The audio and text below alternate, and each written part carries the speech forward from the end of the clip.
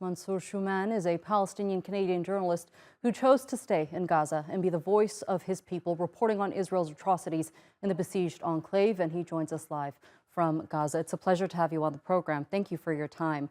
Let's start off with this man-made humanitarian catastrophe in Gaza. As we know, people are being deprived of food, they're being deprived of drinking water, which essentially inflicts an uninhabitable condition for people there.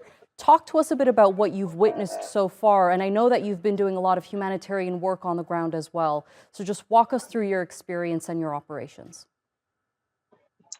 Thank you for having me. On behalf of 2.3 million Palestinian civilians here, first of all, we want to thank all of the free world for continuing to stand beside the Palestinian population here. We have a righteous cause, which we are all striving for, and we see your demonstrations, we see your work on social media, we see your work boycotting Zionist regimes, corporations, we see your work lobbying all the governments around the world in order to ensure that the right thing happens during these historical moments. Despite all the challenges that the Palestinian people are going through here, the morale is high. They believe that they are striving for a just cause. And yes, you are right. The humanitarian situation is escalating towards the worst as we speak. It's been 96 days since the siege on Gaza here. It's been 96 days since they decided that all of us here were animals, that we didn't deserve electricity, water, communications, food, medical aid, since they decided that there is no place safe here in Gaza, with almost 30,000 murdered, over 60,000 injured, hundreds of thousands displaced after their homes being destroyed, over 180 mosques, and over 6 churches destroyed. There is no place safe here in Gaza. Right.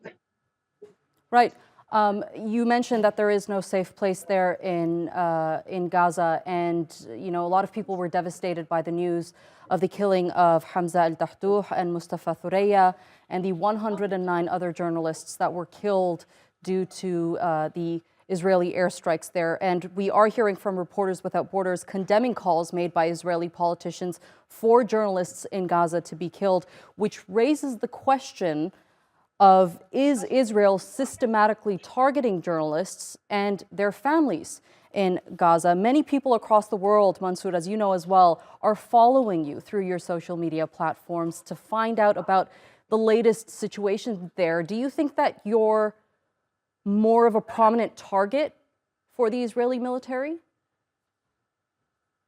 The Israeli military, the Israeli elected politicians even said that Palestinian babies are potential terrorists and can be targets. Yes, journalists, social media influencers, anyone, any casual person in Gaza trying to show the world what is happening here, trying to talk about the truth, not spreading propaganda like the Zionist regime is trying to do, is a potential target. Over 113 journalists have been killed, many with their families, their homes destroyed. If you are a journalist here, you are deemed a target. Almost every person that I've spoken to, Mansour, regardless of their race, religion, and background, they say most of the time that they feel hopeless, in terms of they're unable to help the people of Gaza and the overall situation, which many of them describe as a genocide. But when they do adhere to the calls for action, which you're also very vocal about on your social media platforms, it does work, doesn't it? My message to them is we're only warming up. We're getting started here. We need you with us. This is not only a fight of freedom for Palestine.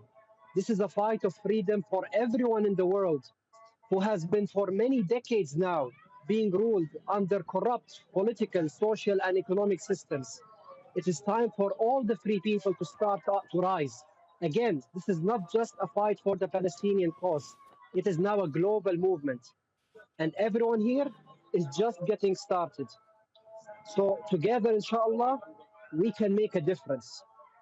And just give us some more insight, Mansour, into the humanitarian catastrophe that we're witnessing. I did see that video that you recently posted about the bags of flour that you've started to distribute to the people in need there to make bread and to make food with. Just give us a sense of what exactly they're in need of most. I've been located in Nasser Hospital here in Khan Yunis for the last 3 months, working with the media team, trying to help out in different charitable causes. There are around 70,000 displaced civilians in Nasser Hospital and in the 5 refugee schools around us, together with many poor neighborhoods. So, together with support from different charities around the world, individuals from around the world, we are able to help them in different means, whether it be providing basic food, whether it being able to provide clean water, medications, cash donations, anything that we are able to get our hands on, we are able to give to the people in need. Something that I want to also note is that everything that want to happen in life, we have to first be challenged. We have to go through challenges. And I am here located in a tent beside the maternity ward here in Nasser Hospital. Beside me every day, yes, we are losing lives on the ground. However, hundreds of babies come to life every day, but they only come after a very hard labor, after struggle, after challenges.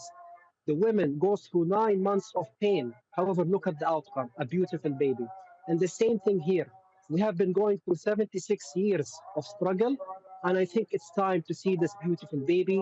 We are seeing the light at the end of the tunnel. And like I said before, we are at the tip of the spear, fighting on behalf of all the freedom loving people in this world. All right, Mansour Shuman, thank you so much for being with us here on TRT World and sharing your insights and experiences there in the Gaza Strip. We appreciate it.